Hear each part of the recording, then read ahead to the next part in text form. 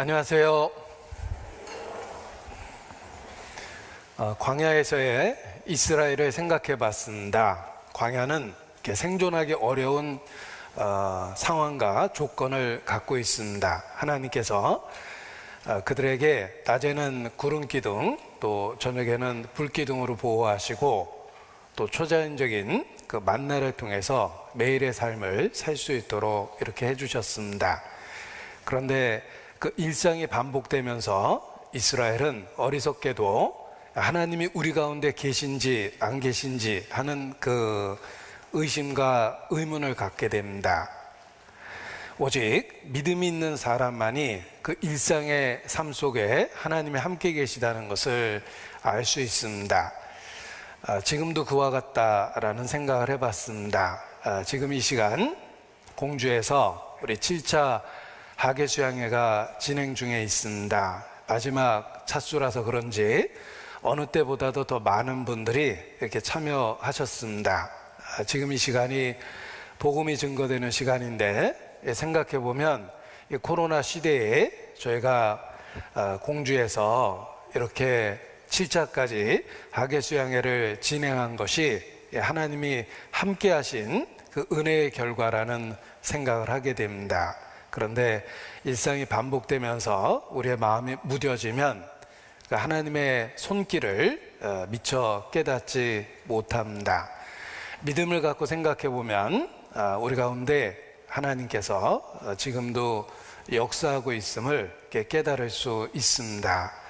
이스라엘의 역사를 한마디로 기적이라고 이야기하는데 교회 역사 속에서도 그 기적이 반복되고 있습니다. 그래서 믿음의 눈으로 함께 하시는 하나님을 볼 수 있으면 좋겠다라는 생각을 했습니다.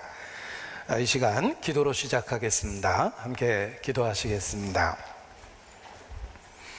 우리 가운데 역사하시는 거룩하신 아버지 하나님, 소망 없었던 저희를 예수 그리스도 안에서 불러주시고 있는 모습 그대로 구속의 은혜로 하나님의 자녀 삼아 주신 것 진심으로 감사 찬양을 드립니다. 또 오늘까지 우리의 영과 육을 보존하시며 우리와 함께 해주시는 것도 알고 더욱 주님께 감사 찬양을 드립니다.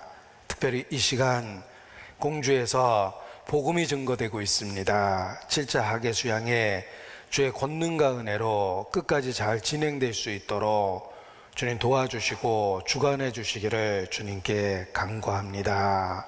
또 이어지는 시각 장애인을 위한 수양에도 주님 안에서 예비되고 진행될 수 있도록 주님 함께 해주시기를 기도합니다.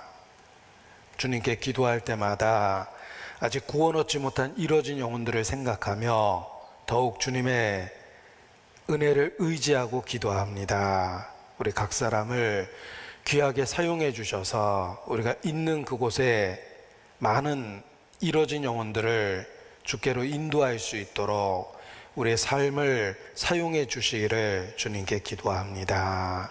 소중한 가족과 친족과 지인들 이 구원의 방주로 인도할 수 있도록 우리의 삶을 사용하여 주시옵소서. 소돔 고모라가 멸망하기 직전에 이 성 중에 내게 속한 자가 또 있느냐 라고 물어보셨던 것처럼 우리에게 속한 자를 기억해 주시고 우리를 통해서 인도해 주시기를 주님께 기도합니다. 또 주님 안에서 계획되고 있는 8월 29일 어머니 낮 집회가 있습니다. 이번 집회를 잘 기회를 사용해서 많은 영혼 인도할 수 있도록 우리 가운데 함께 해 주시기를 주님께 간구합니다. 이 시간 특별히 병중에 고통받는 지체들을 기억하고 주님 앞에 기도합니다. 병상에서 위로해 주시고 치유의 손길로 전보다 더 건강해질 수 있도록 주의 은혜를 더해 주시기를 기도합니다. 또 삶의 고통 가운데 시련 가운데 있는 모든 분들을 주님 붙잡아 주시고 주님만이 주실 수 있는 위로와 능력으로 함께 해 주시기를 주님께 간구합니다. 이 시간 변함없이 하늘에서 비를 내리고 햇빛을 비춰주시듯이 주의 은혜를 우리 심령에 부어주시기를 주님께 간구합니다.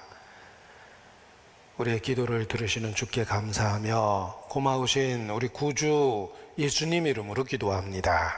아멘.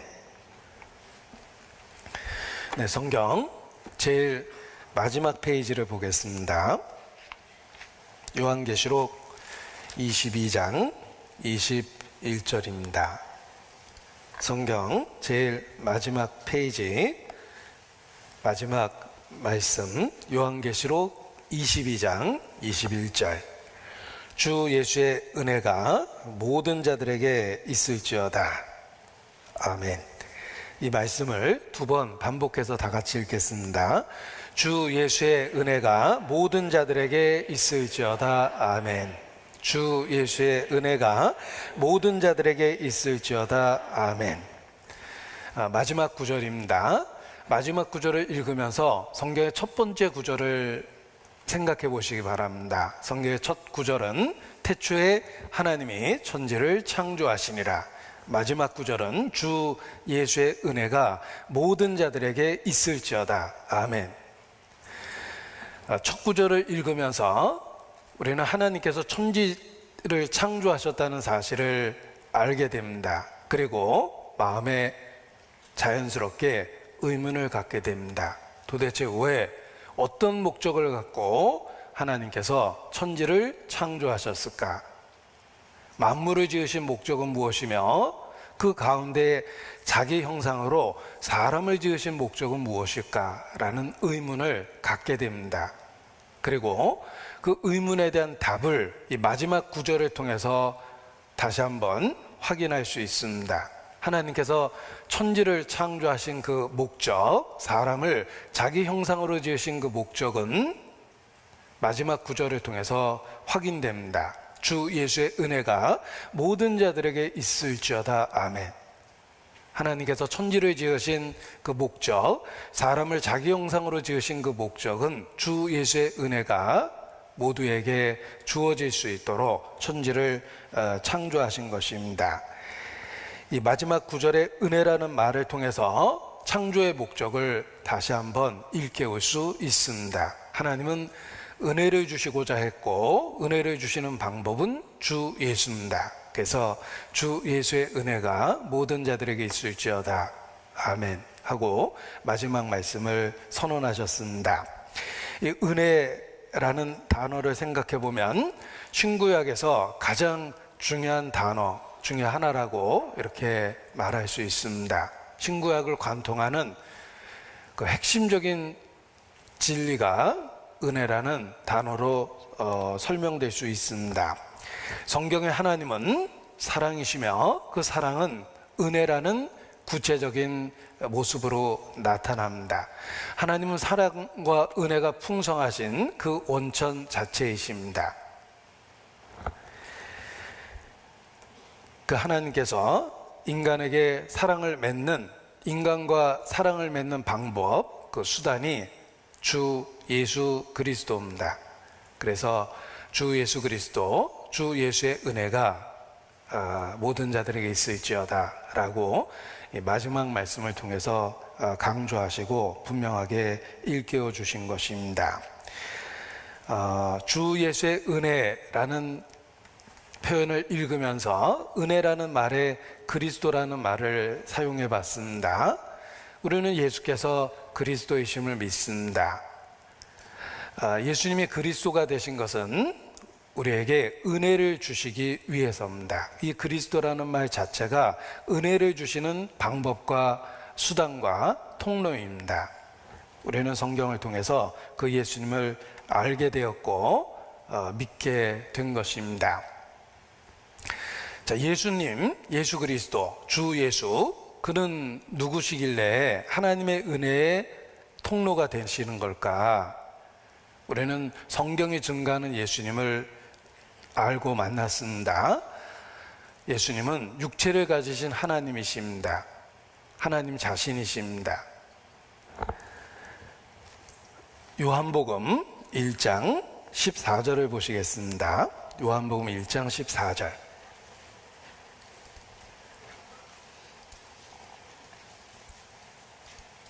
요한복음 1장 14절.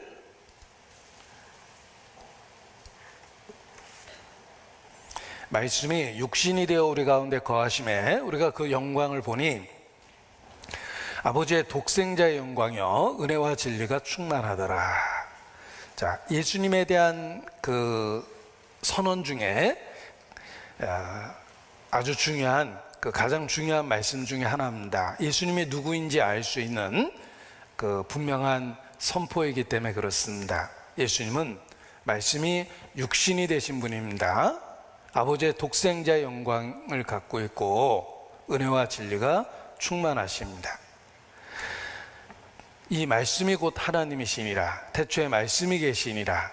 이 말씀이 하나님과 함께 계셨으니 이 말씀은 곧 하나님이시니라 라고 선언되어 있는데, 그 말씀이 육신이 되신 분이 바로 예수님이십니다. 말씀이 육신이 된 모습을 성경은 아버지의 독생자라고 표현하고 있습니다.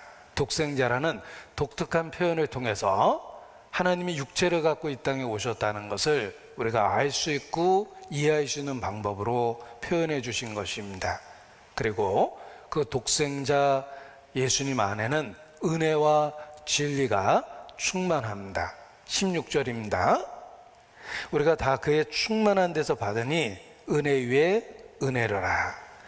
예수 그리스도는 은혜와 진리가 충만하며 예수님을 통해서 우리는 계속해서 그 은혜를 공급받고 살 수 있는 것입니다. 우리가 다 그의 충만한 데서 받으니 은혜 위에 은혜로라. 이것은 일회적인 것이 아니라 지속적이고 반복적이고 계속적인 모습입니다. 은혜를 한 번 받고 끝나는 것이 아니라 그의 충만한 데서 은혜 위에 은혜를 계속해서 받고 있다는 것입니다. 예수님을 통해서 받는 은혜는 일회성이 아닙니다. 단 한 번으로 끝나는 것이 아닙니다. 그의 충만한 데서 계속적으로 지속적으로 반복적으로 은혜를 공급받고 있는 것입니다. 그래서 은혜 위에 은혜로라 이렇게 표현한 것입니다. 생명이 그렇습니다. 생명은 단 한 번이 아니라 계속해서 생명을 받아서 누리는 것입니다. 호흡이 그렇습니다. 호흡을 통해서 생명을 유지하는데 단 한 번 호흡하는 것이 아니라 존재하는 한 계속해서 호흡을 하는 것입니다. 은혜도 그렇습니다. 일회적으로 얻는 것이 아니라 은혜 위에 은혜, 충만한 데서 계속해서 받는 것, 이것이 성경이 말하는 은혜입니다. 생명을 얻고 더 풍성히 얻게 하려 하심이라 라고도 말씀하셨는데, 생명이 계속해서 공급받아서 생명 현상을 유지하는 것처럼 은혜도 일회적으로 받는 것이 아니라 계속해서 반복적으로 지속적으로 받아서 누리는 것입니다. 십자가를 통해서 우리에게 나타난 그 사랑은 일회성을 갖고 있는 것이 아닙니다. 십자가를 통해서 사랑을 보여주셨고 십자가를 통해서 계속해서 사랑을 주시는 것입니다. 사랑도 일회성이 아니라 계속해서 지속성을 갖고 있듯이 생명도 일회성이 아니라 계속해서 생명 현상을 누리는 것과 같이 은혜도 계속해서 반복적으로 누리는 것입니다. 그래서 우리는 예수 그리스도를 통해서 은혜를 받았고 일회로 끝나는 것이 아닙니다. 그리고 계속해서 은혜 위에 은혜를 받고 생명을 얻고 더 풍성히 얻으며 존재하는 것입니다. 그래서 하나님의 은혜가 반복적 지속성을 갖고 있다라는 것을 기억해야 됩니다. 우리의 믿음도 그렇습니다. 일회적 사건이 아닙니다. 단 한 번 믿은 것이 아니라 믿음은 계속되고 반복되고 지속되는 것입니다. 그래서 믿음이란 단어 자체가 현재형으로 쓸 수밖에 없습니다. 사랑이라는 단어도 현재형으로 씁니다. 왜냐하면 진실한 사랑은 변하지 않고 지속적이기 때문에 그렇습니다. 사랑했었다라는 말은 사랑이라는 말과 어울리지 않습니다. 왜냐하면 지금은 사랑하지 않는다는 뜻인데 변할 수 있는 것은 사랑이 아니기 때문에 그렇습니다. 마찬가지로 믿었었다라는 말은 말이 잘못된 말입니다. 왜냐하면 정말 믿었다면 그 믿음은 현재형으로 지속돼야 되기 때문에 그렇습니다. 병든 신앙은 믿음을 일회적으로 가졌기 때문입니다. 믿음이란 단어 자체가 현재성을 갖고 있고 지속성은 반복성을 갖고 있는데 잘못된 믿음, 병든 믿음은 일회성을 갖고 있기 때문에 믿음이 잘못된 겁니다.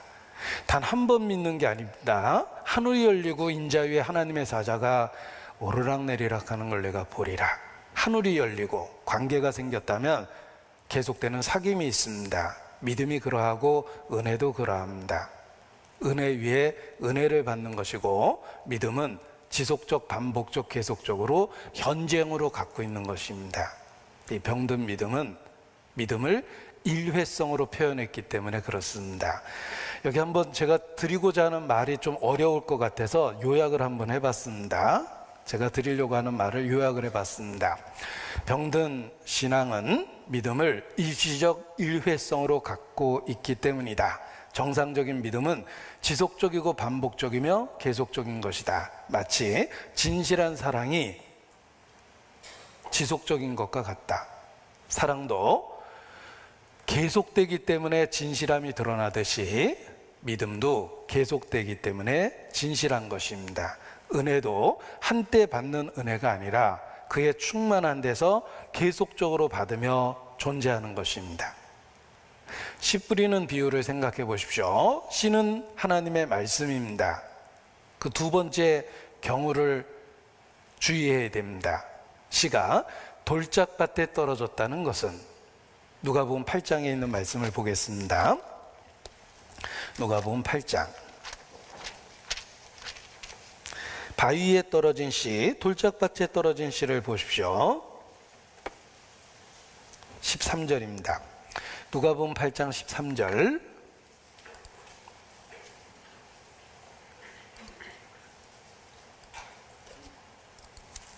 바위에 있다는 것은 말씀을 들을 때 기쁨으로 받으나 뿌리가 없어 잠깐 믿다가 시험을 받을 때 배반하는 자요.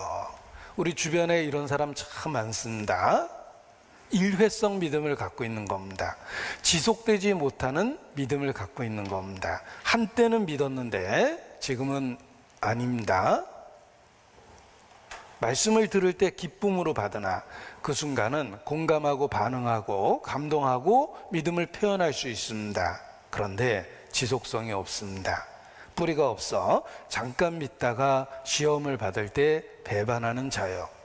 가룟 유다도 한때는 사도였다는 걸 기억해 보십시오. 사탄도 한때는 가장 아름다운 천사였습니다. 한때 진실했던 믿음은 그것이 지속되지 않으면 믿음이 잘못됐다는 뜻입니다. 하나님은 시간과 공간에 구별 없이 존재하시는 분입니다. 그래서 여호와, 스스로 존재하는 자라는 뜻을 갖고 있고, 영어로 억지로 번역하면 I am who I am, 나는 그냥 존재한다, 이런 의미를 갖고 있습니다. 하나님하고의 관계를 갖고 있는 모든 것이 그러합니다. 하나님의 사랑도 현재성을 갖고 있고 지속성을 갖고 있고, 하나님의 은혜도 일회적이지 않고 은혜 위에 은혜이며 반복성을 갖고 있고 지속성을 갖고 있습니다. 그 하나님하고의 관계를 갖는 우리의 믿음도 그러합니다. 믿음은 현재성을 갖고 있고 반복성, 지속성, 계속성을 갖고 있고 유지되는 것입니다. 그러한 그 유지되는 믿음을 성령께서 주시는 것입니다. 부모의 사랑도 생각해 보십시오. 정상적인 부모와 자식의 관계는 한때의 사랑이 아닙니다. 자녀라는 부모와 자식이라는 관계가 이루어지면서 존재하는 한 그 사랑이 유지되는 것이 부모와 자식의 진실한 사랑입니다.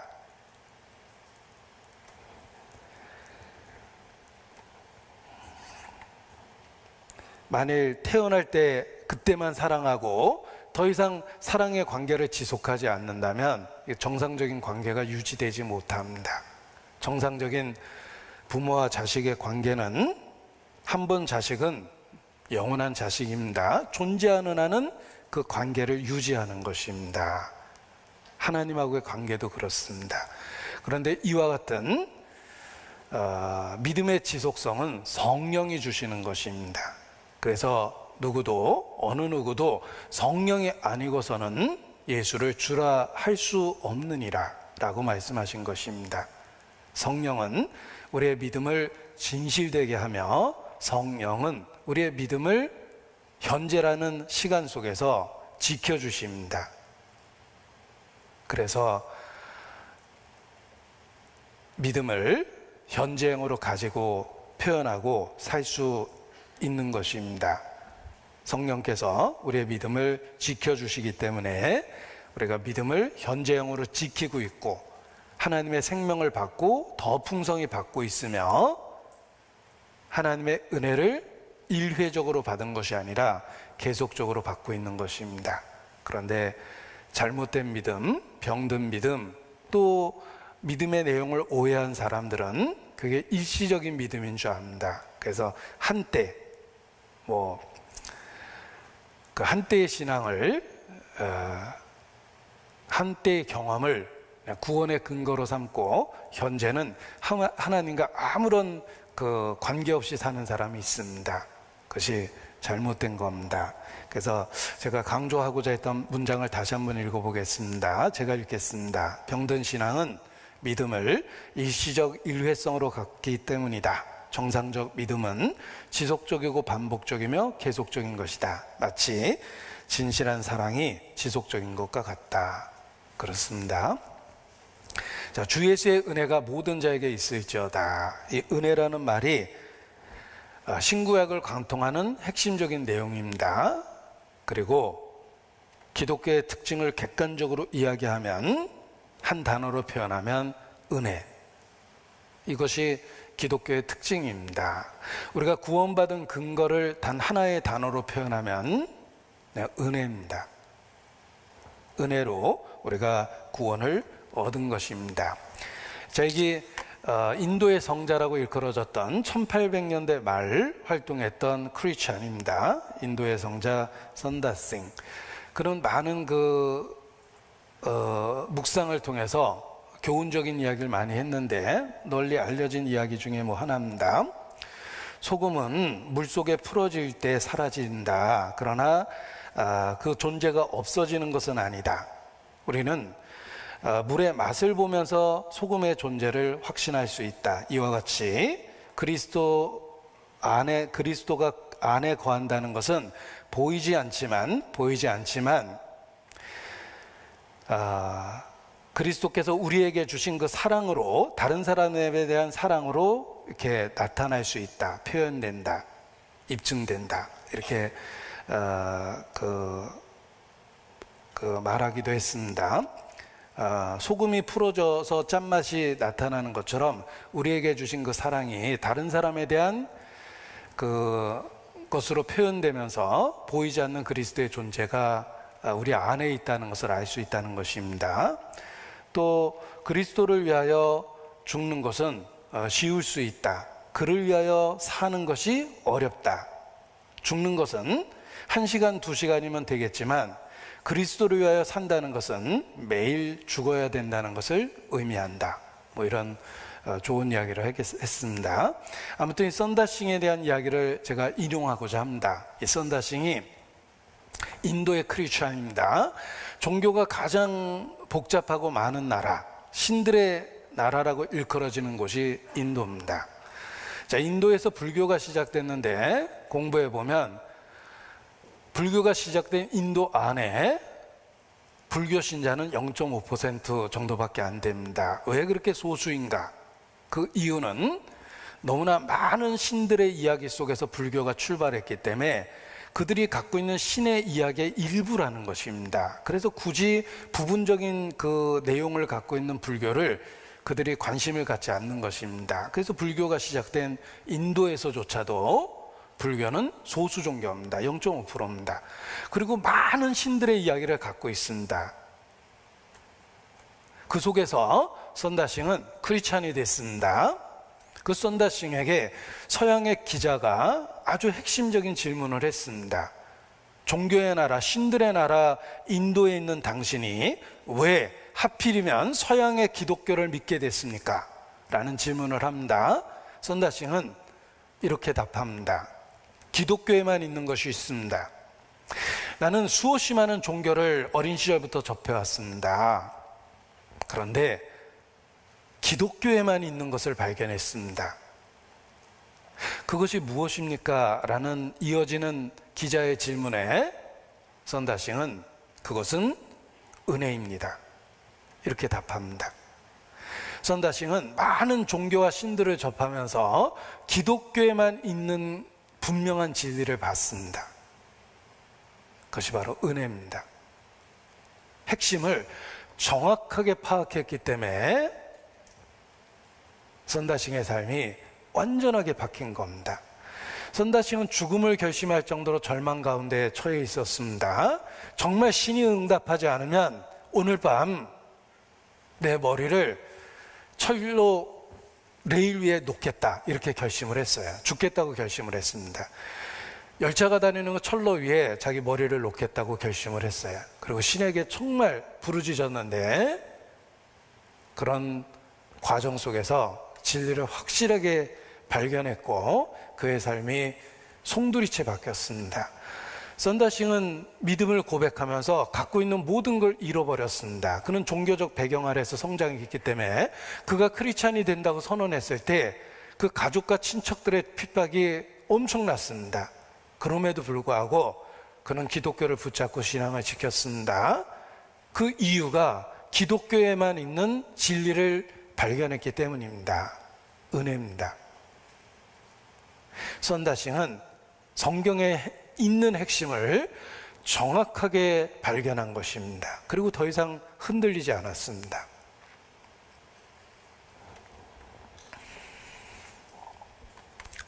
기독교에만 있는 핵심적인 그 진리가 은혜라는 것입니다.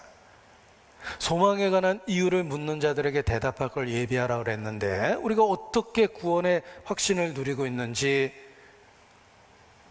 정답을 제시하면, 한 단어로 제시하면 은혜입니다. 우리는 주 예수의 은혜를 발견한 겁니다. 예수 그리스도를 통해서 주시는 하나님의 은혜를 발견하고 더 이상 흔들릴 이유가 없게 된 겁니다. 선다싱도 그러했습니다. 시카고 트리뷴 잡지 기자였던 법학을 전공했던 리 스트로벨은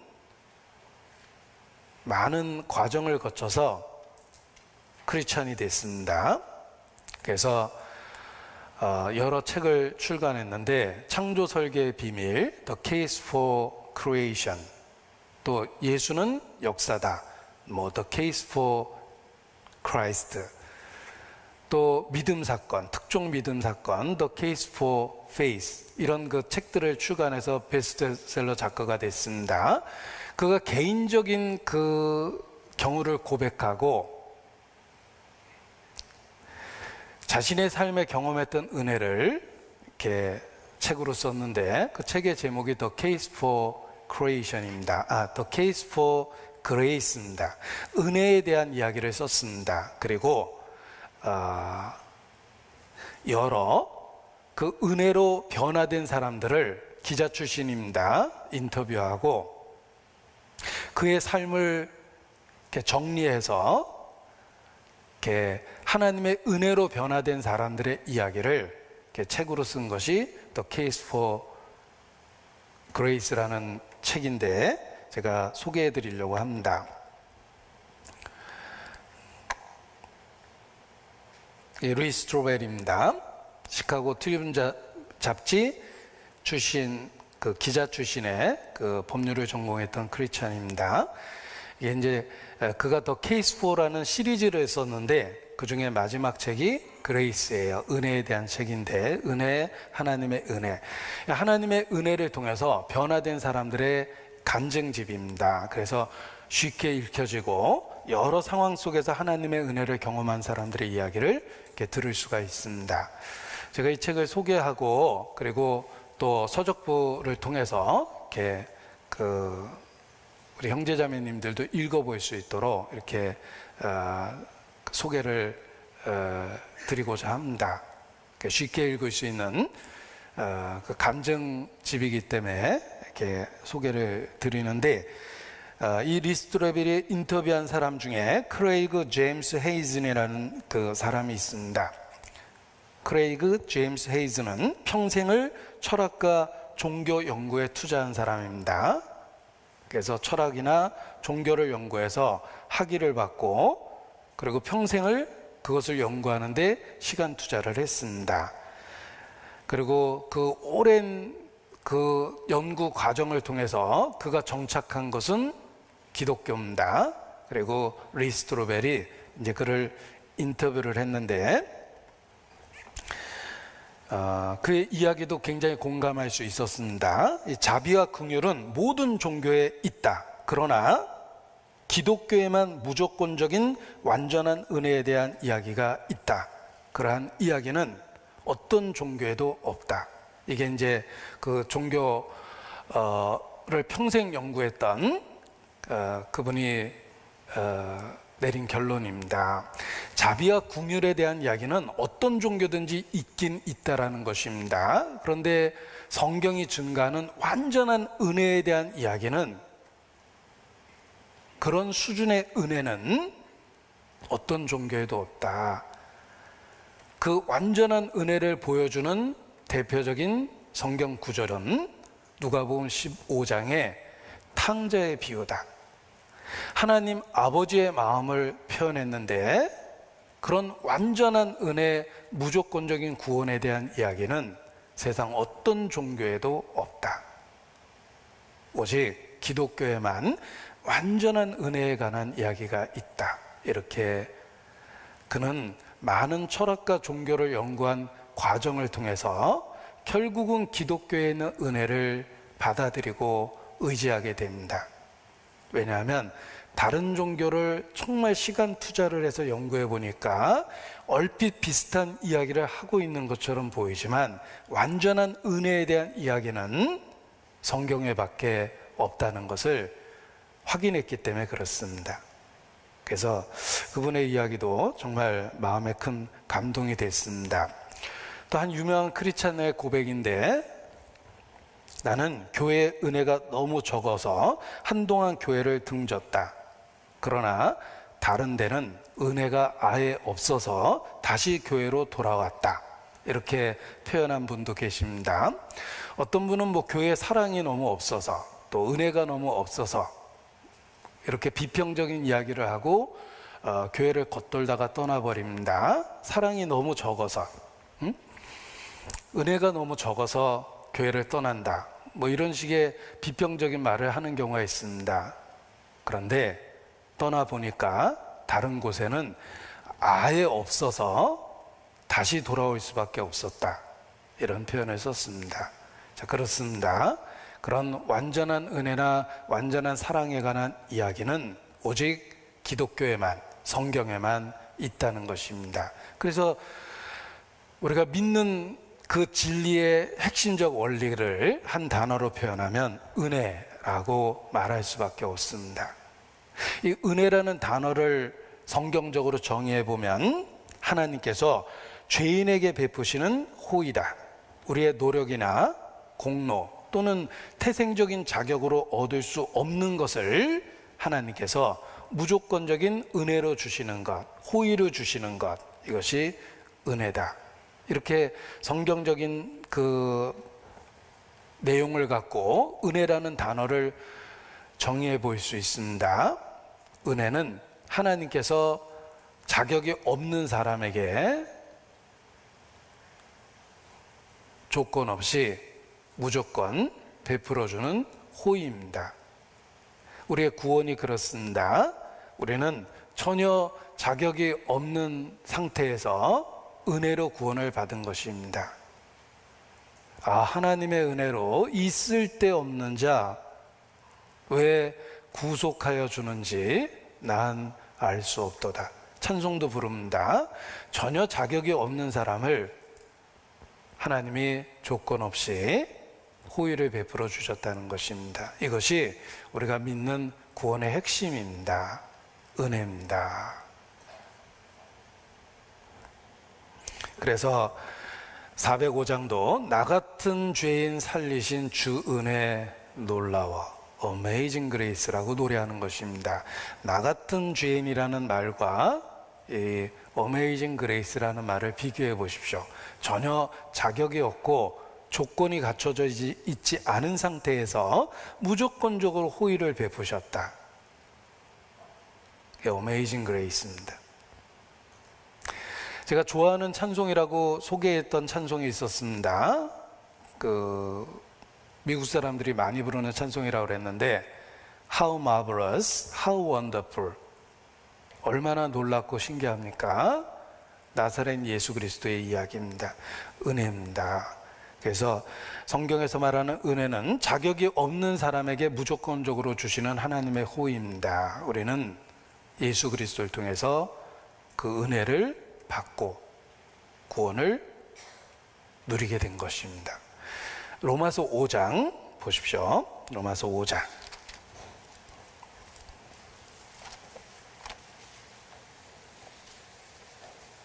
6절, 로마서 5장 6절입니다. 여기 6절, 8절, 10절의 앞부분을 확인해 보겠습니다. 우리가 아직 연약할 때, 그리고 8절에는 우리가 아직 죄인 되었을 때, 10절에는 곧 우리가 원수 되었을 때. 자, 우리를 부르셨던 그 상황을 생각해 보십시오. 우리가 아직 연약할 때 선을 행할 능력이 없습니다. 하나님을 기쁘시게 해드릴 방법을 전혀 갖고 있지 못합니다. 우리에게는 선을 행할 능력이 없습니다. 우리는 철저하게 무능합니다. 연약합니다. 우리가 아직 죄인 되었을 때, 우리가 하나님과 원수 되었을 때, 이와 같이 전혀 자격이 없는 상태에서 하나님께서 무조건적인 은혜를 베풀어 주셨습니다. 호의를 베풀어 주셨습니다. 그래서 우리가 구원을 누리게 된 것입니다. 은혜입니다. 저는 이 앞부분의 세 표현을 늘 마음에 기억합니다. 나의 상황, 현재 나의 모습, 나의 처지를 잘 일깨워 줍니다. 우리가 아직 연약할 때, 아직 죄인 되었을 때, 우리가 하나님의 원수 되었을 때, 그러니까 도무지 자격이 없는 상황 속에서 우리를 불러주신 겁니다. 7절에 보면 의인을 위하여 죽는 자가 쉽지 않고 선인을 위하여 용감히 죽는 자가 혹 있거니와, 우리가 아직 죄인 되었을 때 우리를 받아줄 상태가 아니었다는 것입니다. 그 상태에서 우리를 받아주셨습니다. 그리고 받아주시는 방법은 그리스도께서 경건치 않은 자를 위하여 죽으셨도다. 경건치 않은 자를 어떻게 거룩한 하나님이 받아주십니까? 그리스도께서 경건치 않은 자를 위하여 죽으셨기 때문입니다. 8절도 마찬가지죠. 우리가 아직 죄인 되었을 때 죄인을 어떻게 받아주십니까? 거룩하신 하나님이 그리스도께서 우리를 위하여 죽으심으로, 그리스도를 통해서 우리가 연약하고 죄인 되었고 원수 되었지만 그냥 그 상태 그대로 받아주신 것입니다. 그것이 우리가 믿는 은혜입니다.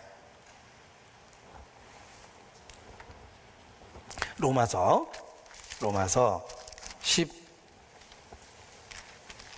9장 25절입니다. 로마서 9장 25절.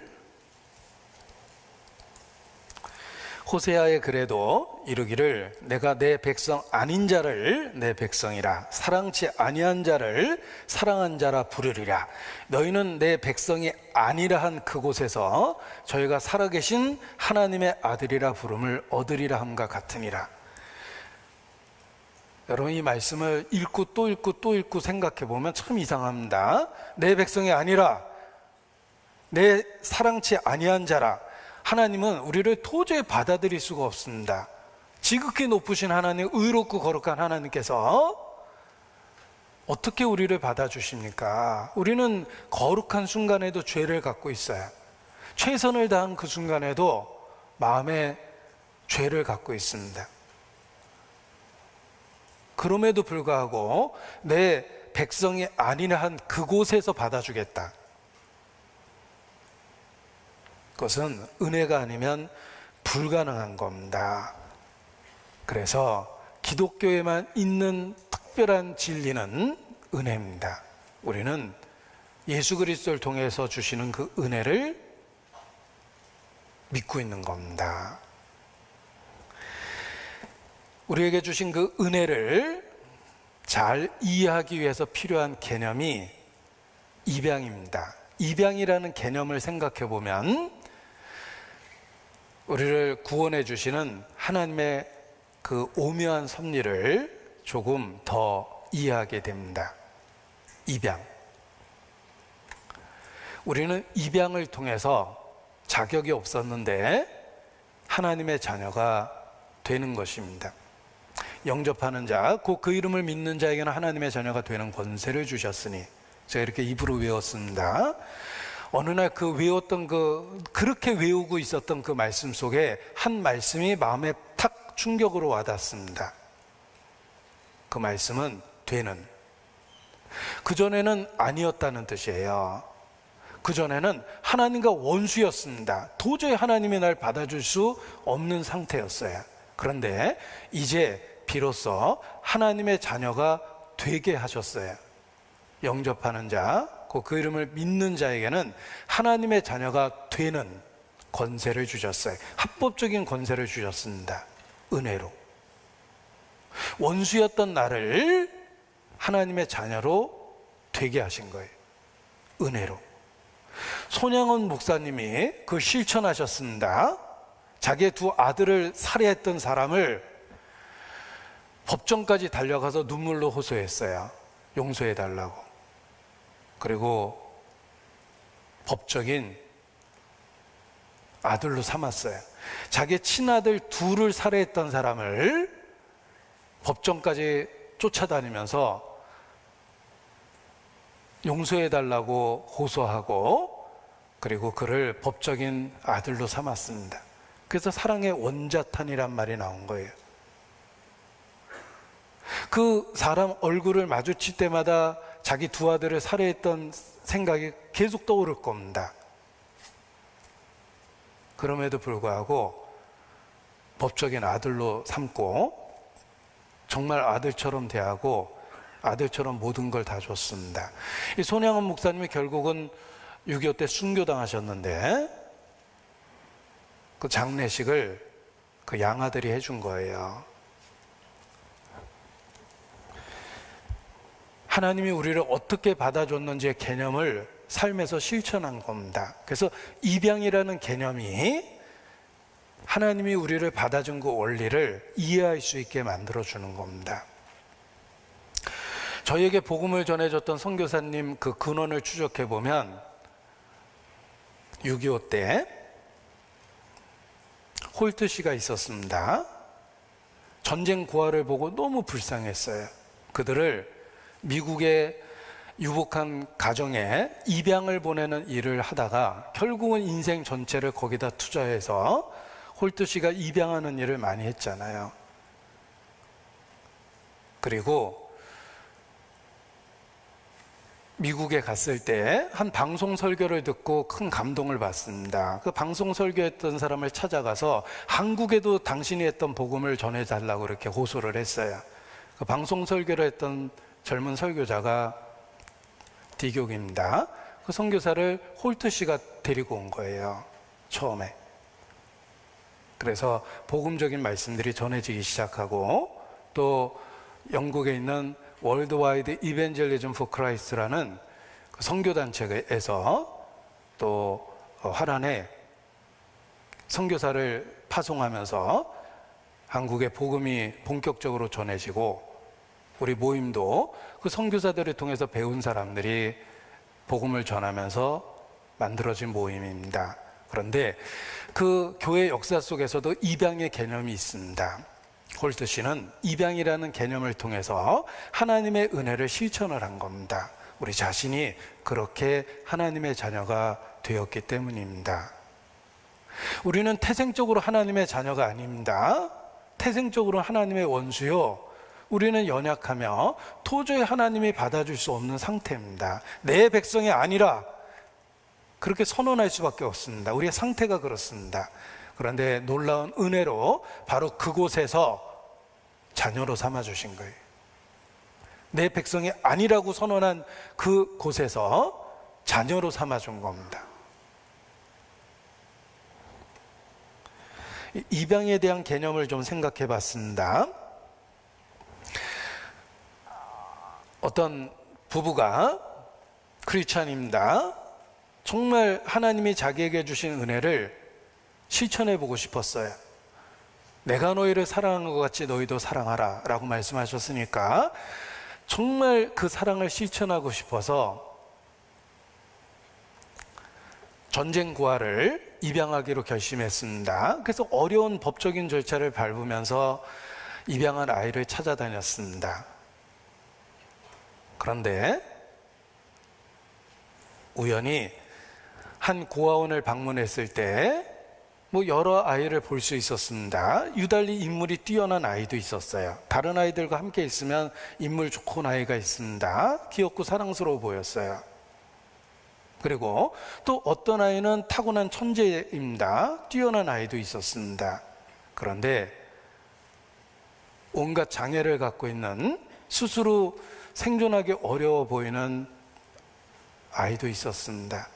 이 두 부부는 의논 끝에 그 아이를 입양하기로 결정했습니다. 왜냐하면 처음부터 입양하려고 했던 동기가 하나님이 자신들에게 주신 사랑을 표현하려고 입양하려고 했기 때문에 이쁜 아이를 택한 게 아니고 똑똑한 아이를 택한 게 아니고 정말 도움이 필요한 아이를 택했기 때문에 혼자 생존할 수 없는 아이를 택한 겁니다. 이 고아원 원장은 이해할 수가 없었습니다.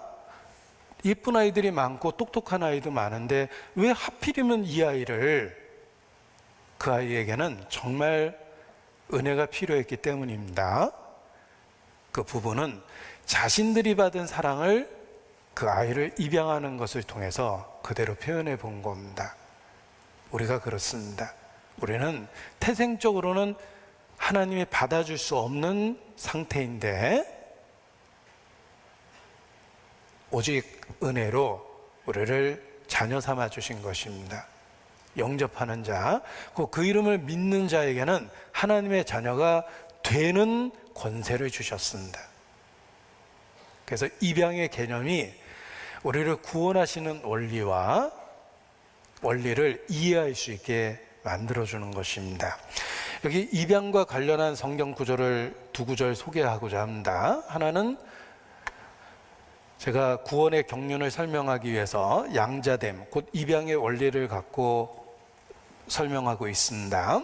로마서 8장 15절로 보면 너희는 다시 무수하는 종의 영을 받지 아니하였고 양자의 영을 받았으므로 아바 아버지라 부르짖느니라. 성령이 친히 우리 영으로 더불어 우리가 하나님의 자녀인 것을 증거하시나니 자녀이면 또한 후사 곧 하나님의 후사요 그리스도와 함께한 후사니 우리가 그와 함께 영광을 받기 위하여 고난도 함께 받아야 될 것이니라. 우리의 구원을 설명하시며 양자의 영을 받았다, 성령을 주신 것을 양자의 영이라고 표현합니다.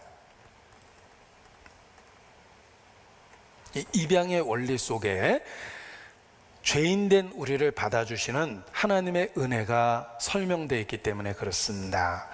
갈라디아서 하나를 더 인용해 봅니다. 갈라디아서 4장 4절로 6절에 보면 때가 참에 하나님이 그 아들을 보내사 여자에게서 나게 하시고 율법 아래 나게 하신 것은 율법 아래 있는 자들을 속량하시고 우리로 아들의 명분을 얻게 하려 하심이라. 너희가 아들인 고로 하나님이 그 아들의 영을 우리 마음 가운데 보내사 아버지라 부르게 하셨느니라. 아들의 명분을 얻게 하신 거고 아들의 영을 주셔서 아들처럼 대우를 해주시는 겁니다. 우리 태생적으로는 하나님께 사랑받을 이유가 없습니다. 징벌받을 이유만 갖고 있습니다.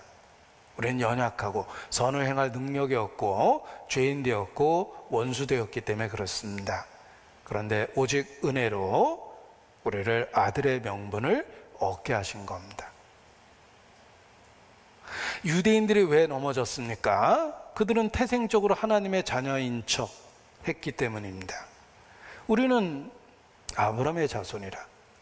우리는 나면서부터 아브라함의 자손이요 하나님의 백성이라. 하나님은 나의 아버지라. 유대인은 태생적인 자신의 상황 속에서 하나님의 자녀인 척 주장했습니다. 은혜를 은혜로 여기지 못했던 거예요. 그래서 그리스도를 배척한 겁니다. 복음에는 나쁜 소식과 좋은 소식이 있습니다. 나쁜 소식은 하나님은 의롭고 거룩하며 그 하나님 앞에 우리에게는 죄가 있다는 것입니다. 심판은 필연적입니다. 피할 수 없습니다. 태생적인 우리의 모습은 하나님과 전혀 어울리지 않습니다. 하나님은 의로운데 우리는 더럽고, 하나님은 거룩한데 우리는 정욕적이고, 하나님은 진리의 하나님인데 우리에게는 거짓이 있어요. 이게 나쁜 소식이에요. 복음에는 나쁜 소식이 있습니다. 하나님은 의롭고 거룩한 재판장인데 그 앞에 우리는 죄가 있고 심판을 피할 수 없다는 것입니다. 그런데 이 복음에는 나쁜 소식 이후에 좋은 소식이 있습니다. 그것은 하나님은 우리를 있는 모습 그대로 받아줄 만큼 사랑이 많으신 분입니다. 그 사랑으로 우리를 오직 은혜로 있는 모습 그대로 구원해 주십니다. 그것을 합법적으로 이루기 위해서 반드시 그리스도의 죽음이 필요했습니다. 그래서 예수께서 내가 죽어야 될 자리에서 대신 죽으셨습니다. 그냥 평범한 죽음이 아니라 끔찍한 고통 속에서 죽음을 경험하신 것은 우리의 죄의 형벌이 반드시 집행되어야 되기 때문에 우리가 범한 죄의 무서움을 알려주기 위해서 끔찍한 고난 속에서 죽임을 당하셨습니다. 안락사를 당한 게 아니에요. 우리 죄가 얼마나 파괴적이고 끔찍한지를 그 형벌을 통해서 보여준 겁니다. 우리로 하여금 죄를 얕잡아 볼 수 없게끔 만들어 주신 거예요. 복음에는 나쁜 소식과 기쁜 소식이 있습니다. 나쁜 소식은 거룩한 하나님 앞에 심판이 있다는 것이며, 좋은 소식은 하나님이 오직 은혜로 그리스도의 죽음을 통해서 우리의 죄를 해결하고 우리를 있는 모습 그대로 받아주시고 구원해 주신다는 것입니다. 이 입양의 원리는 우리가 전혀 자격이 없는데 하나님의 자녀가 됐다, 오직 은혜로라는 걸 가르쳐 줍니다. 그래서 양자 됐다고. 예수님은 태생적으로 독생자이시지만 우리는 아들의 명분을 얻은 양자입니다. 그렇게 해서 구원의 경륜, 구원의 원리를 우리가 이해할 수 있게끔 설명해 주신 것입니다.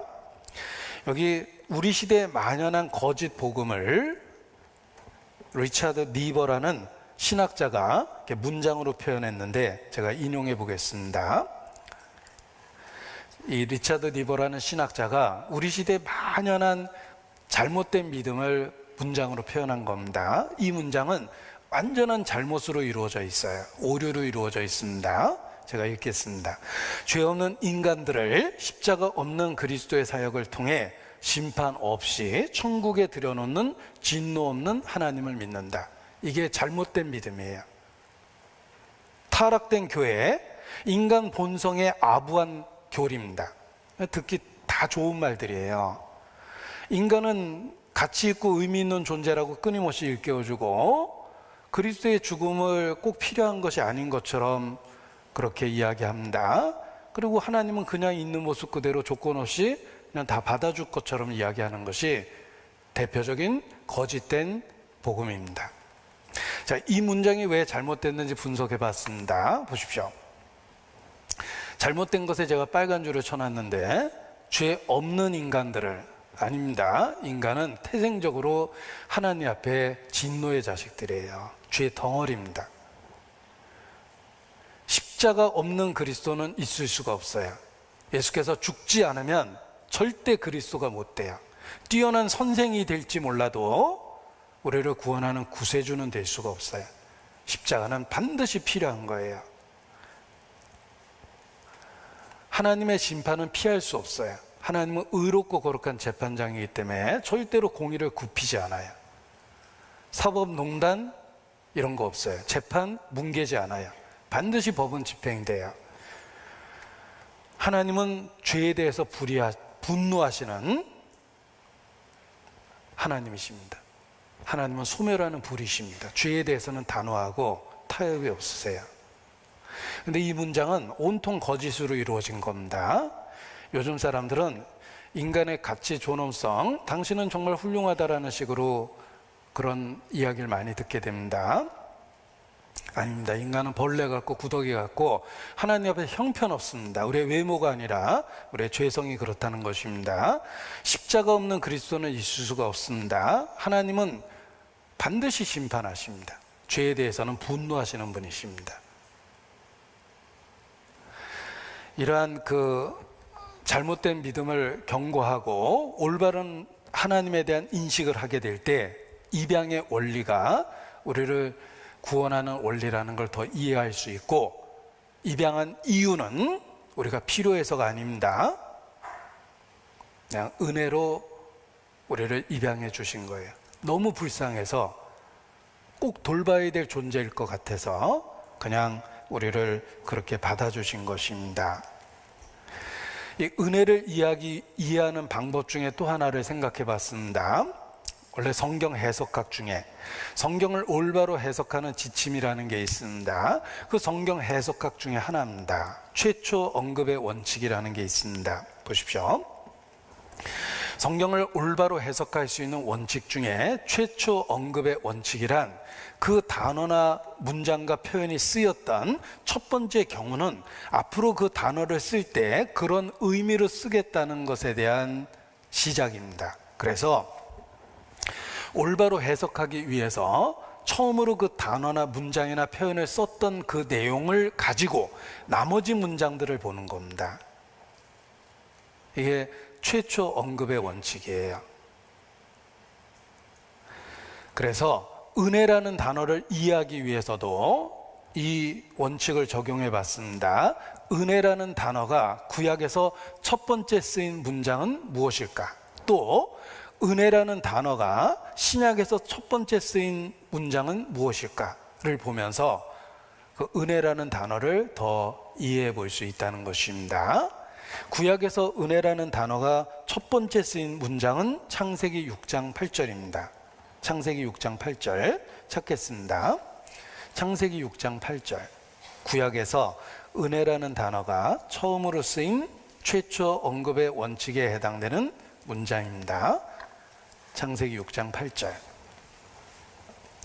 그러나 노아는 여호와께 은혜를 입었더라. 이 은혜라는 단어가 이 문장에 처음으로 쓰였습니다. 그러나 노아는 여호와께 은혜를 입었더라. 심판이 선포됐습니다. 심판이 선포된 상황에서 노아는 은혜를 입었어요. 은혜라는 단어는 심판에서 벗어날 수 있는 길을 주신 겁니다. 그것이 은혜라는 단어를 처음에 쓴 상황입니다. 신약에서 은혜라는 단어를 처음에 쓴 문장을 또 찾아보겠습니다. 누가복음 1장 28절입니다. 누가복음 1장 28절.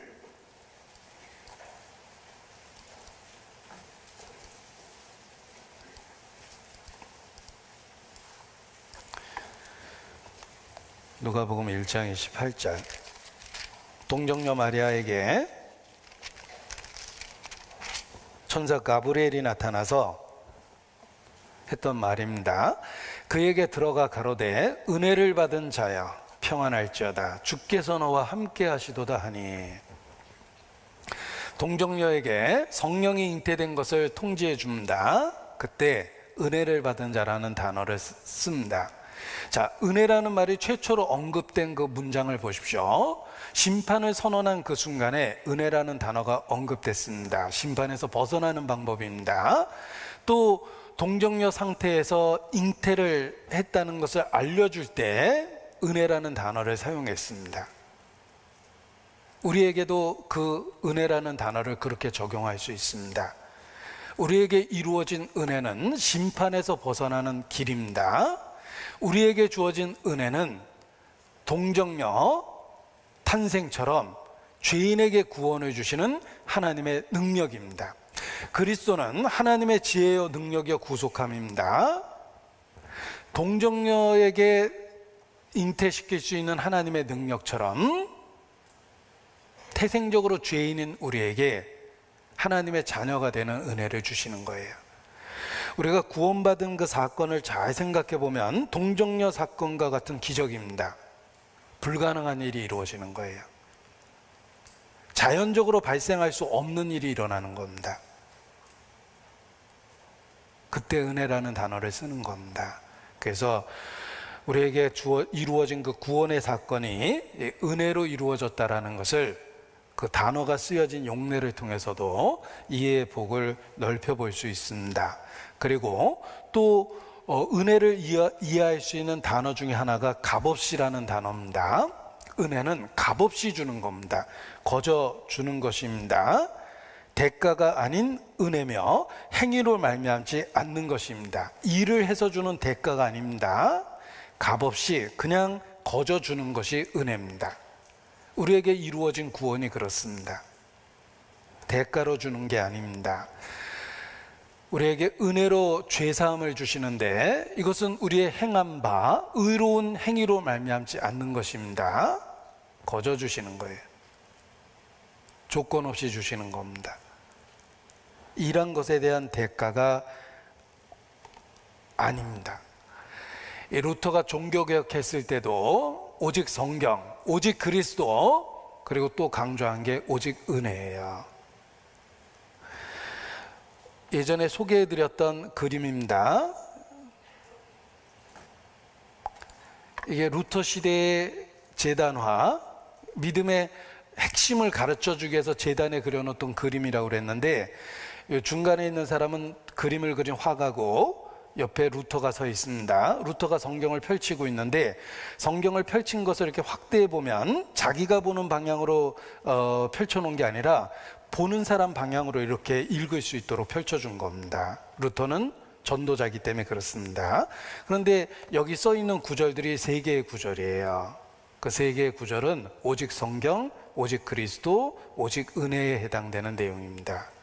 루터도 오직 은혜를 강조했는데, 그것이 그 은혜의 특징이 값없이 거저주는 것, 행위의 결과가 아닌 것, 이것이 바로 은혜라는 것입니다. 로마서 4장입니다. 로마서 4장.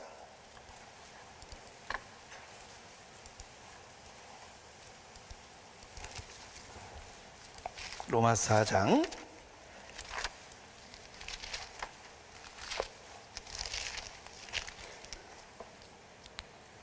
3절입니다. 성경이 무엇을 말하느냐? 자, 은혜에 대해서 성경은 증거합니다. 아브라함이 하나님을 믿음에 이것을 저로 의로 여기신 바 되었느니라. 이게 근거가 은혜라는 거예요. 또 일하는 자는 그 삭을 은혜로 여기지 아니하고 빚으로 여기거니와. 자, 일의 대가를 받는 것은 삭시입니다. 당연히 받을 걸 받는 거예요. 은혜로 여기지 않습니다. 받아야 될 빚으로 여기는 거예요. 제가 어떤 사람을 아침에 고용해서 오늘 하루 종일 내 일을 도와주면 저녁에 10만 원을 주겠다 약속을 하고 하루 종일 일을 시켰습니다. 그리고 약속대로 저녁에 10만 원을 주면서 은혜인 줄 알아 하고 주면은 속으로 욕할 겁니다. 그 은혜가 아니죠. 빚이고 대가예요. 내가 안 주면 떼먹은 겁니다. 절 고소할 겁니다.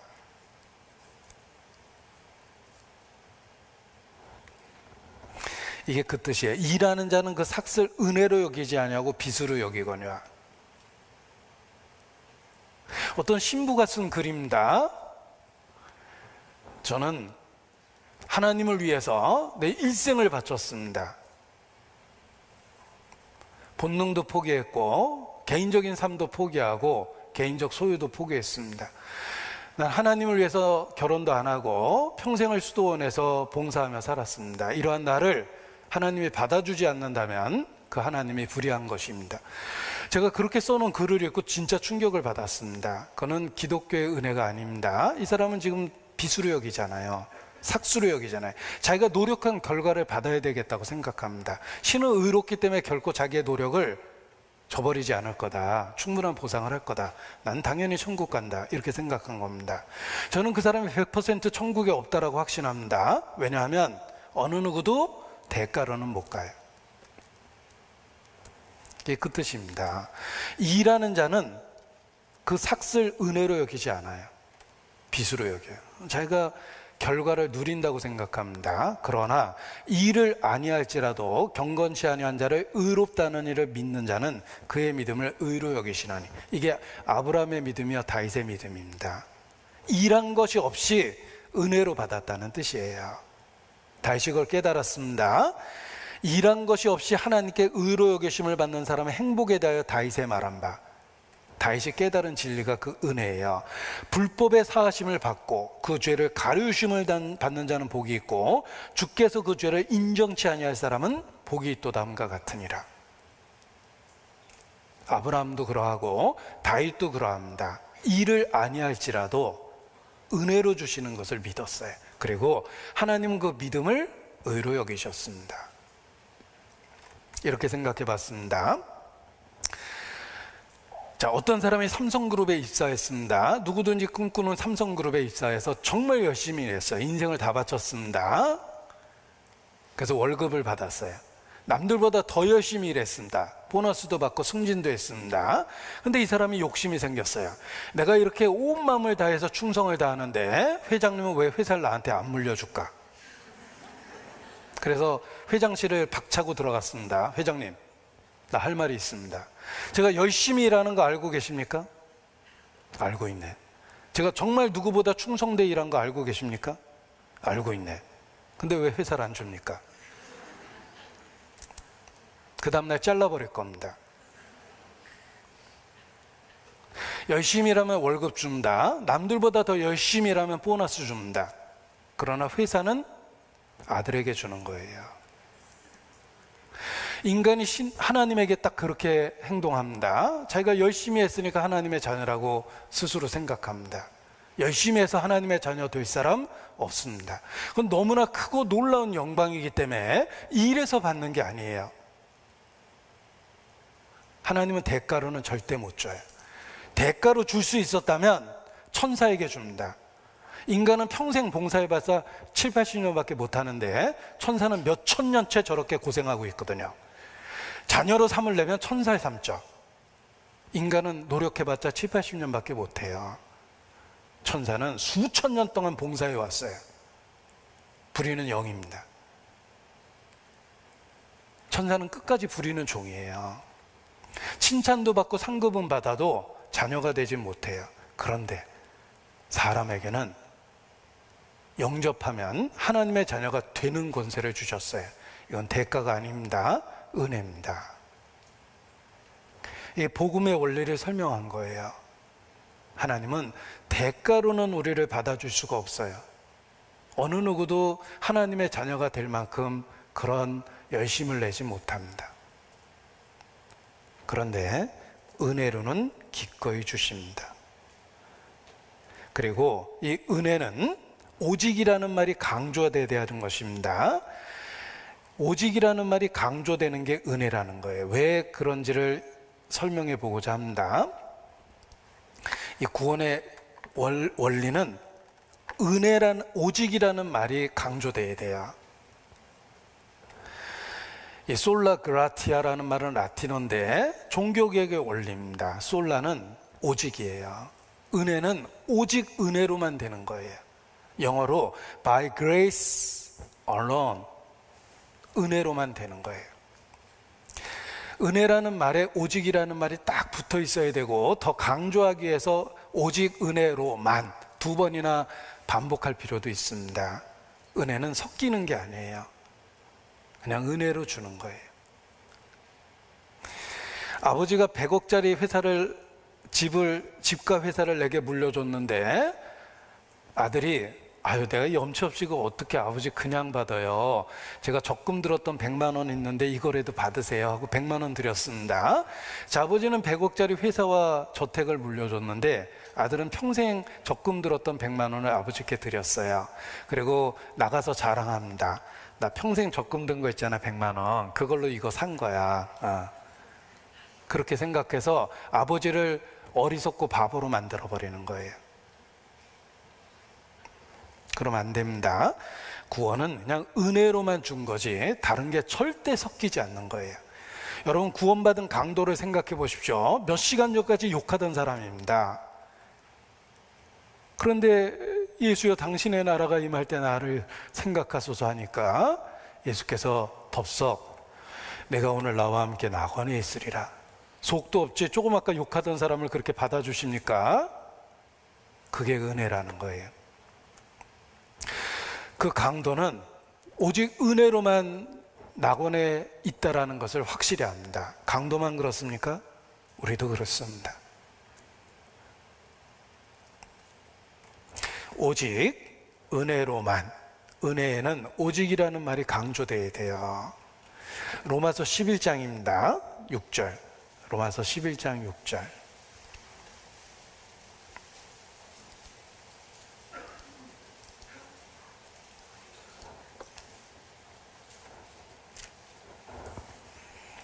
같이 읽겠습니다. 만일 은혜로 된 것이면 행위로 말미암지 않음이니 그렇지 않으면 은혜가 은혜되지 못하느니라. 은혜로 된 것이면 행위로 말미암지 않는다.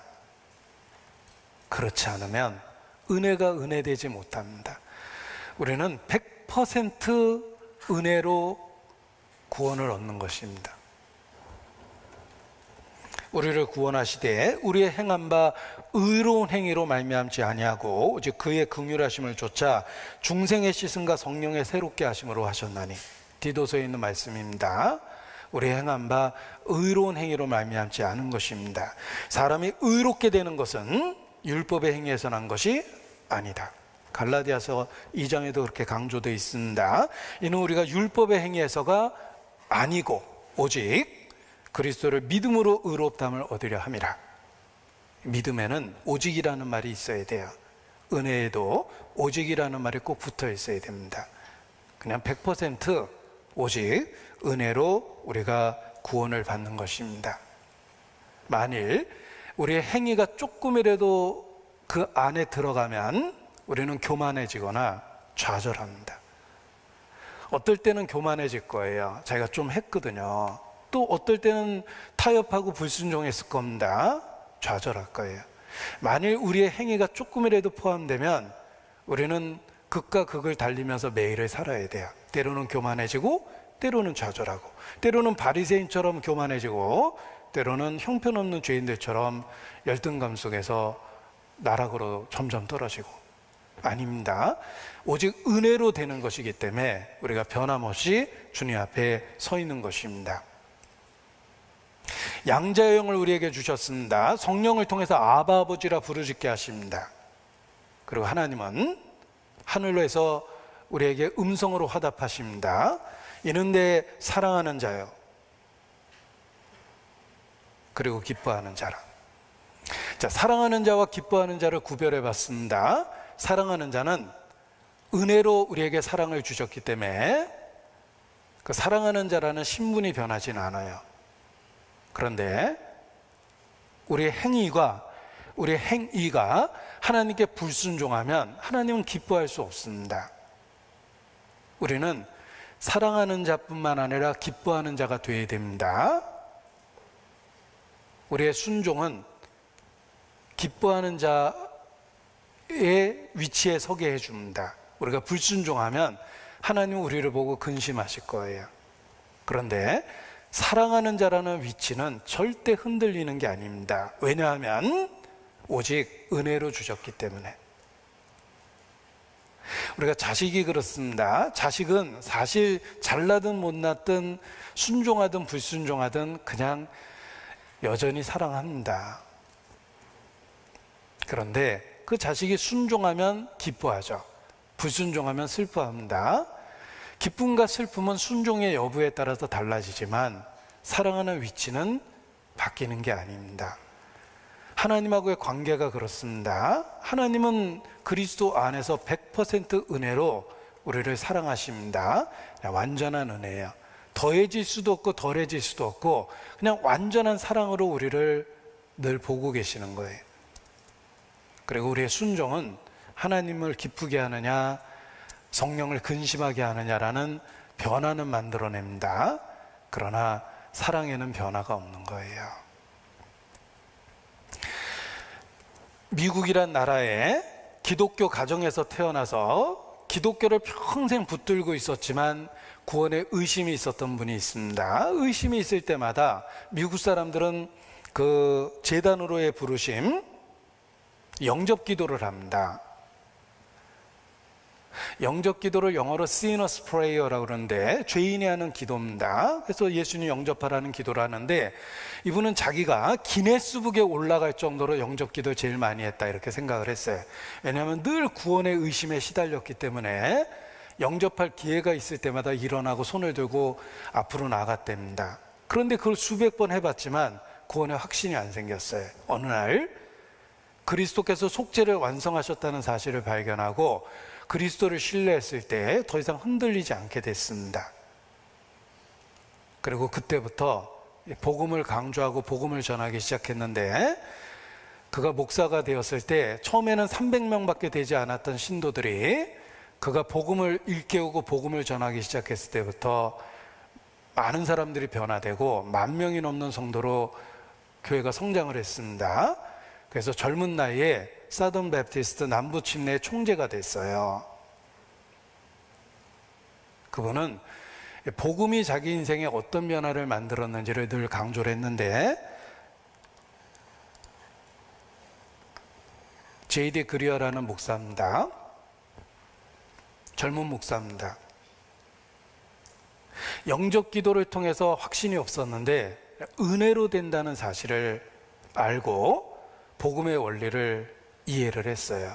그래서 복음을 설명하는 내용 중에 여러 가지 책이 있는데 오직 복음이라는 책도 있습니다. above all이라는 원제를 갖고 있습니다. above all이라는 말을 생각해 보세요. 모든 것 위에 복음은 그런 위치를 갖고 있다는 거예요. 이분이 이 복음의 원리를 붙잡고 하나님께 기도하기 위해서 스스로 만든 기도문이 있었습니다. 제가 그 기도문을 소개해 드릴까 합니다. J.D. 그리어가 늘 기도할 때마다 반복해서 외우는 문장입니다. 자기가 만든 문장인데 복음의 내용을 이해할 수 있는 그 표현을 쓴 겁니다. 보십시오. Because I'm in Christ, there is nothing I have done that could make God love me less, and nothing I could do that would make God love me more. 해석해 봤습니다. 나는 그리스도 안에 있기 때문에 내가 했던 어떤 일들도 결코 하나님이 나를 덜 사랑하게 할 수는 없습니다. 나는 그리스도 안에 있기 때문에 내가 어떤 일을 한다고 해서 하나님께서 나를 더 사랑할 일도 없습니다.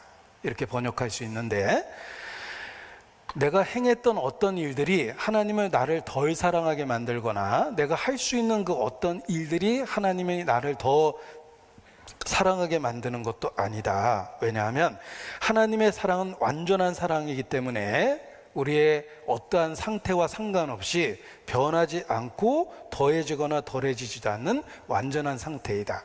우리는 그리스도 안에서 그러한 사랑을 받고 있다. 100% 은혜로 더해질 수도 없고 덜해질 수도 없는 완전한 사랑을 받고 있는 것이다. 그게 크리스찬입니다. 그래서 구원이 흔들리지 않는 거예요. 나는 이 세상에서 시간과 공간 속에 있고 상황이 바뀝니다. 내가 갖고 있는 상황과 조건들은 늘 바뀌어요. 날씨하고 똑같습니다. 내가 하나님에 대한 열정을 갖고 순교자의 모습을 가질 때도 있고, 때로는 방황하고 흔들리고, 예수님을 면전에서 3번 했다나 부인했던 베드로처럼 그렇게 실패하는 순간도 있습니다. 내가 20대는 잘 지냈는데 30대에 흔들릴 수 있고, 40대에는 신앙의 승리를 했는데 50대에 기복을 겪을 수도 있고, 60대에 내 인생에 큰 사건이 주어지면서 많이 흔들렸던 때도 있을 수 있습니다. 그런데 그렇다고 해서 하나님의 사랑이 바뀌는 게 아니라는 거예요. 그리스도 안에서는 100% 은혜로 우리를 받아주셨기 때문에 하나님의 사랑은 증감되는 게 아니라는 겁니다.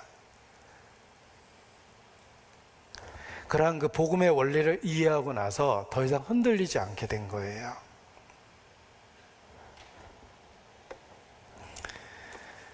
이것이 복음의 원리입니다.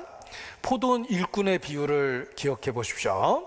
주인이 하루 일하면 한 데나리온을 주겠다고 약속을 하고 일꾼들을 부릅니다. 마태복음 20장입니다. 마태복음 20장. 천국은 마치 품꾼을 얻어 포도원에 들여보내고 이른 아침에 나간 집주인과 같으니 저가 하루에 한 데나리온씩 품꾼들과 약속하여 포도원에 들여보냈는데 제3시에 나가서 일시킨 사람이 있고 제6시와 제9시에 나가 일시킨 사람이 있습니다.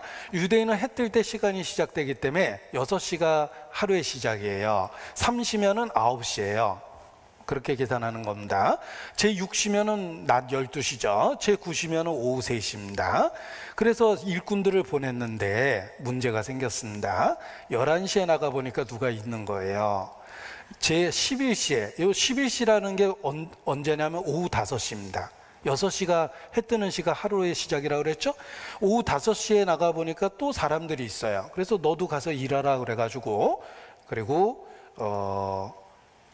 저물매 사람들한테 한 데나리온씩 나눠줬더니 문제가 생겼습니다. 아침에 와서 일한 사람도 한 데나리온, 5시에 와서 바로 퇴근했죠. 그 사람도 한 데나리온.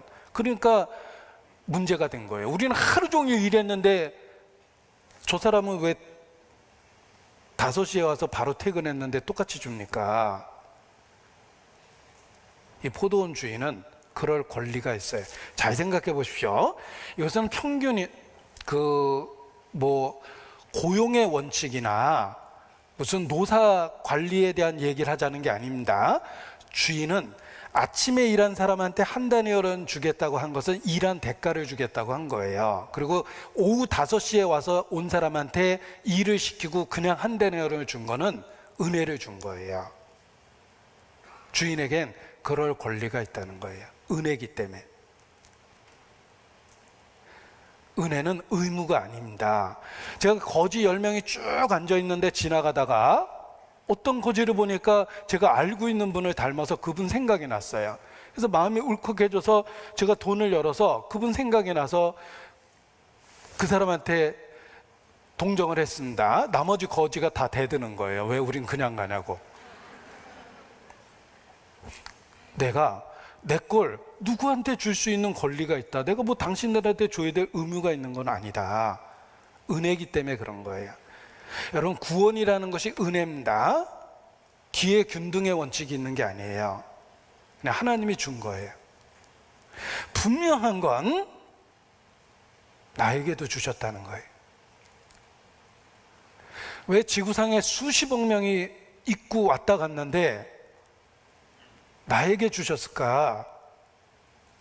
이유는 설명할 수 없지만 하나님의 주권이에요. 하나님의 은혜예요. 은혜이기 때문에 그럴 수 있다는 거예요. 이 포도원 비유가 그걸 가르쳐 주는 겁니다. 한 데나리온 받은 사람은 일한 대가를 받았으니까 뭐 불평이 없는 거예요. 약속한 걸 줬잖아요. 근데 오후 5시에 일을 시킨 거에겐 은혜를 준 거예요. 하나님은 그럴 권리가 있어요. 구원은 하나님이 우리를 구원해 줄 의무가 있었던 것이 결코 아니다라는 뜻입니다. 하나님은 나를 구원할 의무가 없었어요.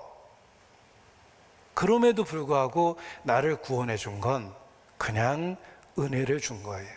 이게 하나님의 주권입니다. 내가 정말 하나님 받을 만한 행동을 했을까? 아닙니다. 저는 어린 시절부터 기독교 교리를 갖고 말장난 속에서 살았어요. 친구들하고 모이면 기독교 교리를 밤새 비난하고 그런 신을 조롱하는 그런 행동을 함부로 했습니다. 저희 학창시절과 청소년 시절은 어린 시절부터 제가 강요된 기독교 아래에 있었기 때문에 기독교에 대한 반감이 가득했어요. 그런데도 결국은 하나님이 은혜로 불러주셨습니다. 그냥 은혜입니다. 이유는 알 수 없지만 분명한 건 불러주셨어요. 그냥 은혜로 불러주신 거예요. 내 아버지께서 이끌지 아니하면 아무라도 내게 올 수 없느니라. 분명한 건 하나님이 이끌어 주셨어요.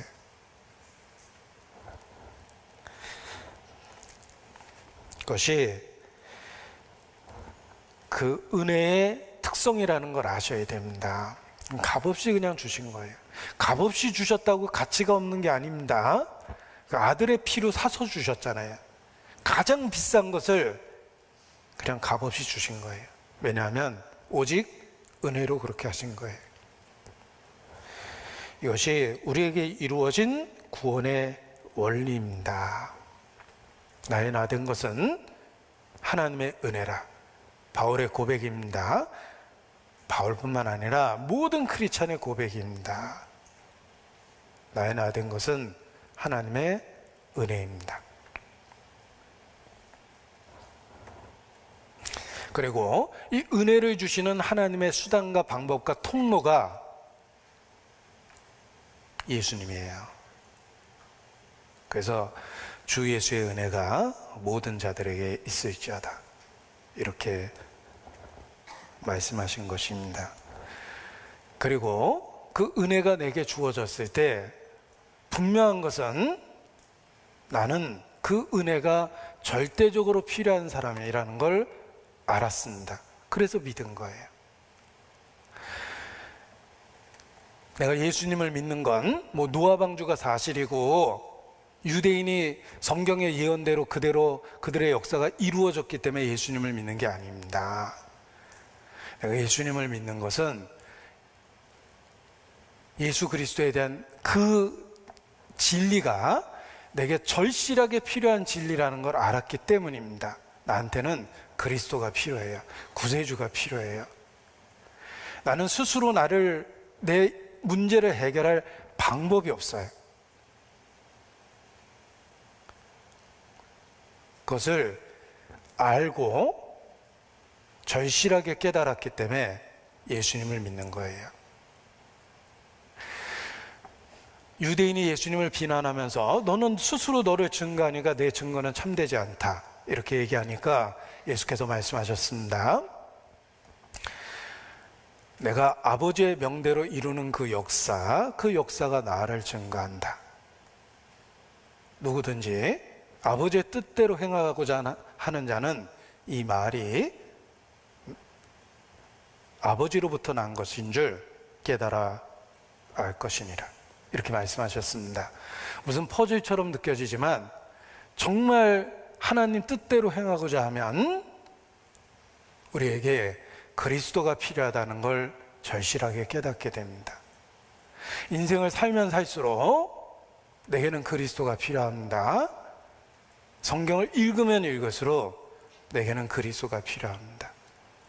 절대적으로 그리스도에 대한 진리가 나한테 필요하다는 것을 알았기 때문에 믿는 거예요. 우리는 인생을 살면서 죄를 경험합니다. 불신의 시절에 죄를 경험했고 믿는다고 하는 지금도 우리의 삶은 완전하지 않습니다. 그런 불완전함, 그 불완전함이 내게 그리스도가 필요하다는 것을 확실하게 가르쳐 주는 거예요. 나에겐 인생을 살아보니까 그리스도가 필요해요. 그래서 믿는 거예요. 민수기 23장입니다. 민수기 23장.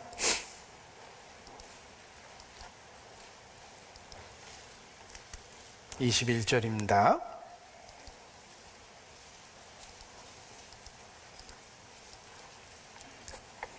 민수기 23장 21절 같이 읽겠습니다. 여호와는 야곱의 허물을 보지 아니하시며 이스라엘의 패역을 보지 아니하시는도다. 여호와 그의 하나님이 그와 함께 계시니 왕을 부르는 소리가 그 중에 있도다. 호산나 호산나 호산나 이제 구원하소서. 왕을 부르는 소리입니다.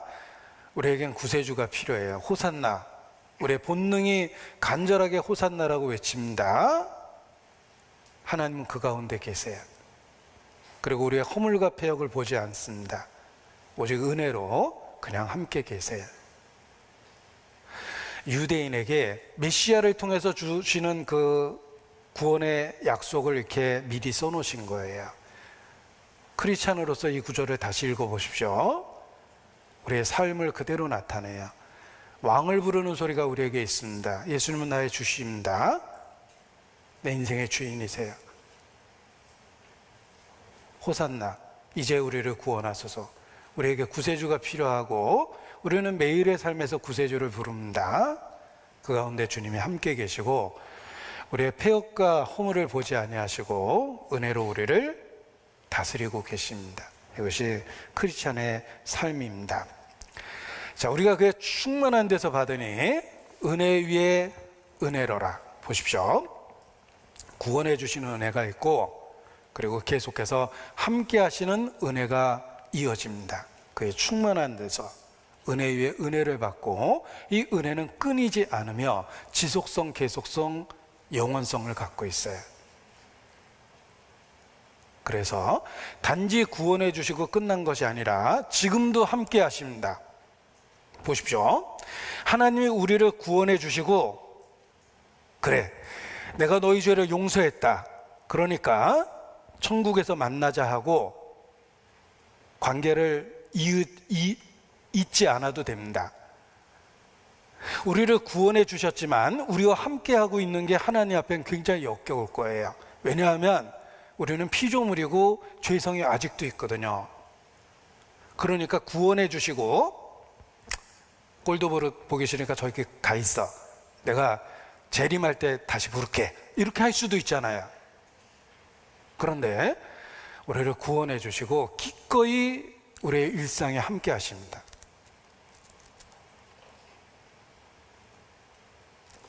그래서 은혜 위에 은혜라고 부르는 거예요. 우리를 구원해 주신 은혜도 놀라운데 여전히 죄성이 있고 연약한 우리 가운데 주님은 기꺼이 함께 하시고 동행하십니다. 그 은혜가 지속되고 있는 겁니다. 용서만 하고 그대로 그냥 두었다가 천국에서만 만나줄 수도 있어요. 이 땅에서 우리가 행하는 게 꼴보기 싫을 거 아니에요. 거룩하신 하나님 눈앞에 우리의 일상의 삶이 얼마나 역겹겠습니까? 그냥 구원해 주고 천국에서만 다시 만나자 할 수도 있는데 놀라운 것은 이 땅에서도 함께 하신다는 것입니다. 그게 이제 하나님의 계속되는 은혜요, 은혜의 은혜입니다. 이 어거스틴이라는 사람은 은총의 신학자로 불리울 정도로 하나님의 은혜를 깊이 연구했습니다. 그가 분석한 말을 제가 인용하려고 그러는데 어려운 말이죠. 네, 어려운 말 다 써놨습니다. 우리 교회가 얼마나 수준 높은지 알려주기 위해서 제가 어려운 말 다 써놨어요. 네. 우리에게 주신 은혜는 선행적 은혜일 뿐만 아니라 유지하는 은혜가 있고 예방하는 은혜가 있습니다. 모든 것이 은혜입니다. 구원받기 전에도 은혜가 있어서 구원을 받은 거예요. 나 같은 사람을 불러주셨죠? 기꺼이 불러주셨습니다. 그리고 구원하시고 천국에서 다시 만나도 되는데 현재의 삶에 나의 삶 속에 함께 하십니다. 그리고 우리의 삶을 조종하시고 다스리시고 하나님의 영광을 나타낼 수 있도록 협력하여 선이 되게 하십니다. 우리의 삶 전체에 은혜가 있다는 거예요. 그걸 이렇게 어려운 말로 표현한 겁니다. 그래서 한 문장으로 써봤는데 제가 한번 써봤습니다. 성도의 하나님은 예정하시고 부르시고 동행하시며 보호하시고 막아주시고 불확실한 미래에 대하여 지켜주신다. 따라서 성도의 삶 속에 선한 섭리로 통치하신다. 그냥 한때 은혜로 구원해주고 끝나는 게 아니라 우리의 일생 전체를 그 은혜로 다스려주고 계시다는 것입니다. 하나님의 은혜, 그 은혜를 묵상하면 경이로운 우주를 살펴보는 것과 같습니다. 내가 보고 있는 하늘은 많은 우주의 극히 일부예요. 일부를 보고도 우리는 이 우주를 보면서 감탄합니다. 하늘을 보면 얼마나 대단합니까? 내가 한 번에 한 시야로 볼 수도 없으니까 이렇게 두리번거려야지만 하늘을 볼 수 있는데, 내가 이 두리번거리면서 볼 수 있는 하늘도 극히 광대한 우주의 지극히 일부입니다.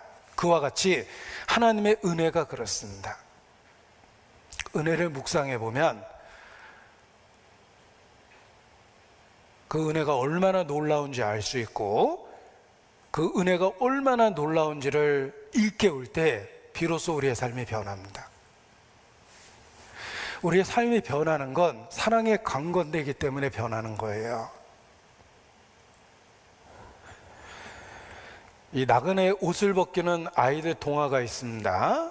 사나운 바람은 아무리 많이 불어도 옷깃을 여미게 하는 거지 옷을 벗게 하지 못합니다. 그런데 따사로운 태양이 끊임없이 그냥 따사로움을 주고 또 주고 또 주면은 나그네는 덥기 때문에 옷을 벗어요.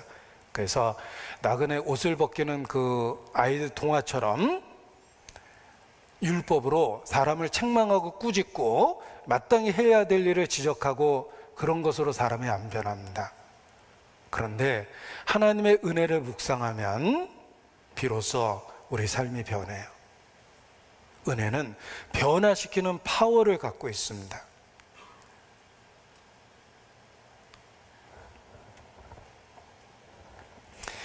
나폴레옹이 말썽 그 트러블 메이커라고 할 수 있는 병사를 아무리 다스려도 안 변하는 거예요.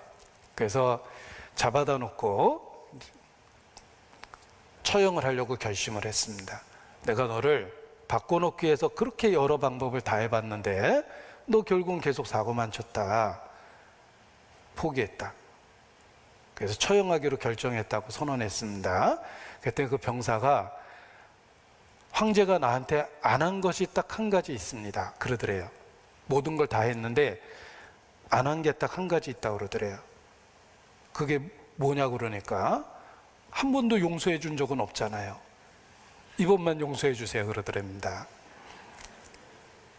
나폴레옹이 그 말이 이치에 맞았기 때문에 그냥 용서를 해줬답니다. 그리고 그 병사는 정말 변화되기 시작했어요. 우리가 어떤 율법으로도 다시 우리의 삶은 안 변하지만 용서가 우리의 삶을 변화시키는 겁니다. 그래서 하나님은 오직 은혜로 그냥 우리를 용서하셨어요. 우리가 그 은혜의 의미를 정말 깊이 이해하면 우리의 삶이 안 변할 수가 없습니다. 그래서 변하게 되는 것입니다. 그리고 마지막으로 한 가지 경고하고 싶은 것은 이 은혜가 특별한 은혜라는 걸 아셔야 됩니다. 보라, 지금은 은혜 받을 만한 때요. 보라, 지금은 구원의 날이로다. 이것은 아주 특별한 은혜요, 기회라는 것입니다. 어느 날 그 은혜의 문이 닫힙니다. 한 번 닫히면 절대 다시 열리진 않아요. 왜냐하면 예수 그리스도를 통해서 우리에게 주신 그 구원의 은혜는 특별한 은혜이기 때문에 특별한 때에 주시는 겁니다. 지금은 은혜 받을 만한 때입니다. 그러할 때 주변에서 얼쩡거리다가 그 은혜를 받을 기회를 놓치면 절대 안 됩니다. 그래서 은혜 주변에서 얼쩡거리지 말고 은혜 깊숙이 들어와서 하나님 은혜 안에서 살아야 됩니다. 기도하시겠습니다. 아버지 하나님, 소망 없었던 저희를 그리스도 예수 안에서 오직 은혜로 불러주시고 은혜로 구원해 주시며 은혜로 지켜주시는 것 주님께 감사 찬양을 드립니다.